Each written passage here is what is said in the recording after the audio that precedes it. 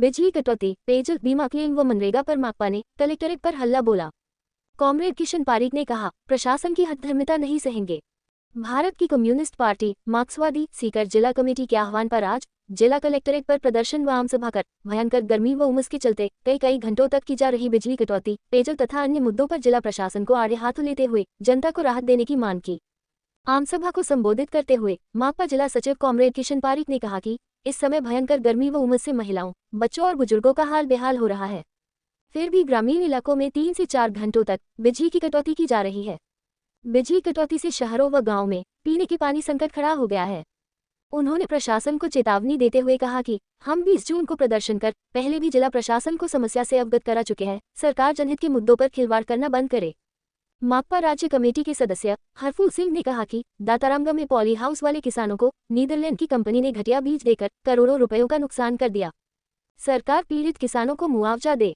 किसान सभा के जिला सचिव सागर खाचरिया ने कहा कि भजनलाल सरकार को 7 महीने हो गए, लेकिन अभी तक सीकर जिले के किसानों को फसल बीमा क्लेम व आदान अनुदान की बकाया राशि का भुगतान नहीं हुआ है। सीटू जिला महामंत्री ब्रिजसुंदर जानगिर ने सभा को संबोधित करते हुए कहा कि श्रमिक कल्याण बोर्ड में 1200 करोड़ रुपए का फंड जमा होने के बावजूद निर्माण मजदूरों को छात्रवृत्ति, प्रसूति व शुभ शक्ति सहित अन्य योजनाओं की सहायता 2-3 साल से नहीं मिल रही है। वक्ताओं ने मनरेगा में 200 दिन काम व 600 रुपया मजदूरी देने, अग्निवीर योजना वापस लेने, न्यूनतम मजदूरी 26,000 रुपये मासिक देने, आंगनबाड़ी कर्मियों को स्थायी करने, फसलों के न्यूनतम समर्थन मूल्य को कानूनी गारंटी देने, फर्जी VCR पर रोक लगाने की मांग की। सभा की अध्यक्षता रूड सिंह महिला, उस्मान खां, BS मील, पूर्व सरपंच शंकर थुरी, रामप्रसाद जानगिर, झाबर सिंह कजला व गोपाल सिंह बाजिया ने की। सभा को माकपा के वरिष्ठ नेता मंगल सिंह, हजारी लाल शर्मा, बनवारी नेहरा, सुभाष नेहरा, पन्नालाल, आबिद हुसैन, महिपाल गुर्जर, रेखा जानगिर, सत्यजीत भींच, पूर्ण सिंह सहित अन्य वक्ताओं ने संबोधित किया। आम सभा के बाद किशन सिंह ढाका भवन से जुलूस रवाना हुआ जो कल्याण सर्किल होता हुआ जिला कलेक्टरेट पहुंचा। जिला सचिव किशन पारीक के नेतृत्व प्रतिनिधिमंडल ने जिला कलेक्टर को 23 सूत्री मानपत्र मुख्यमंत्री के नाम सौंपा। बस गांव और डाणिया से आया हाँ, तो गांव के अंदर अब आपने लावणी को काम चल रहे हैं और आप गांव और डाणी में लावणे को निनाण को काम चल रहे हैं और निनाण करके आप घर आवा तो मेरी जो माँ बहनी वह पहले तो चूल्हा चाकी को काम निपटावे और बाद में अपन निनाण सु आता हो जावा तो शाम को आराम करा तो बल्ब चालू करा देखा पंखो चला यार आरामो नींद आ जाए।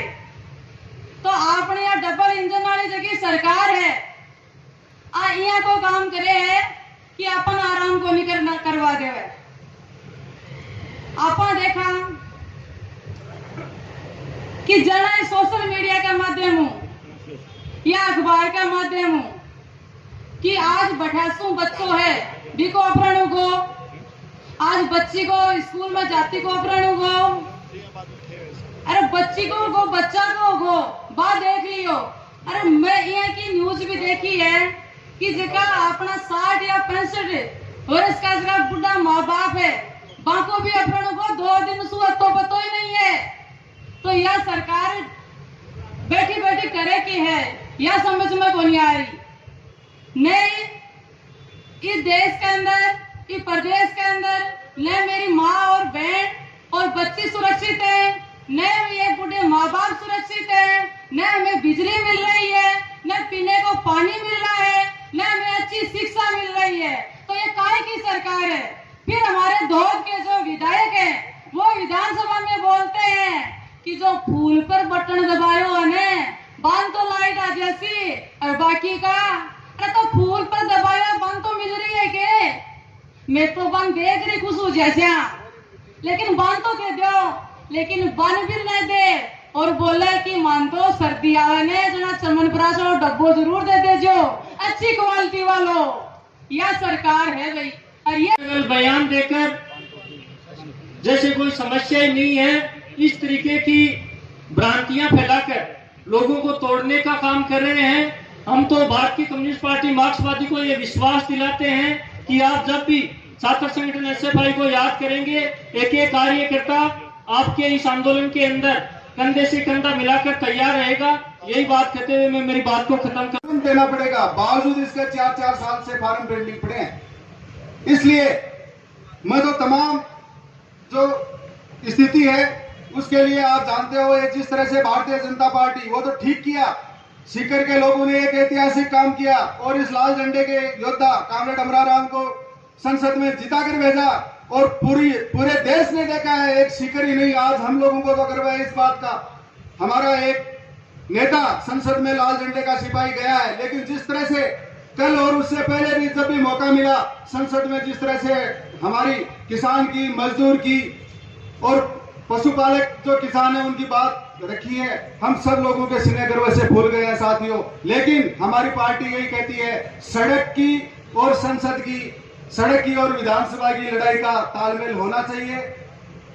विधानसभा में हम थोड़ा पीछे हो गए हैं, लेकिन आने वाले दिन में एक नया मुकाबला होगा।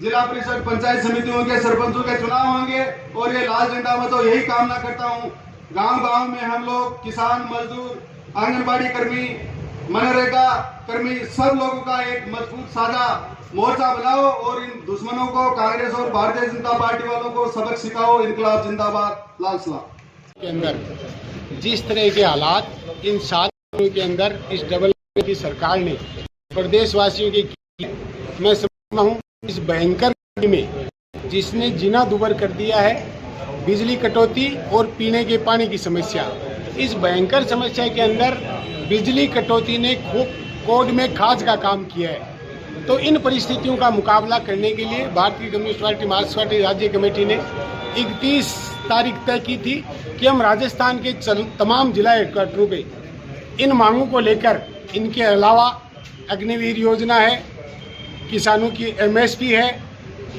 और राजस्थान के अंदर 7 महीने पहले जिस सरकार ने वादा किया था कि अगर भारतीय जनता पार्टी की सरकार तो हम डीजल पेट्रोल में कम करने का काम करेंगे। मुझे आज ये कहते हुए हो रहा है कि डीजल और पेट्रोल पर 1 रुपया भी वेट के नाम में 1% टैक्स भी कम नहीं किया गया है। महंगाई की मार खतरनाक है, कानून व्यवस्था छिन्न भिन्न हो गई है। अभी एक दलित शिक्षक की हत्या जिस तरह से की गई है, मैं समझता हूँ ये हमारे प्रदेश को शर्मसार करने वाली बात है। इसलिए 27 सूत्री मांग पत्र अब माननीय मुख्यमंत्री महोदय के नाम हमने बनाया है। उसमें सबसे पहले ग्रामीण इलाकों में जो बिजली की कटौती हो रही है, शहर और ग्रामीण दोनों इलाकों के अंदर बिजली कटौती खत्म की जाए, पीने के पानी की व्यवस्था की जाए, रोजगार के अवसरों को जो समाप्त किया गया है। और अभी अभी नई शिक्षा नीति के तहत सरकारी स्कूलों ने यह फरमान जारी किया है कि 6 साल से कम बच्चे का एडमिशन अब नहीं होगा। तो मैं पूछना चाहता हूँ सरकार से कि 5 साल का बच्चा कहाँ जाएगा? गरीब का बच्चा तो 5 साल तक पढ़ेगा ही नहीं।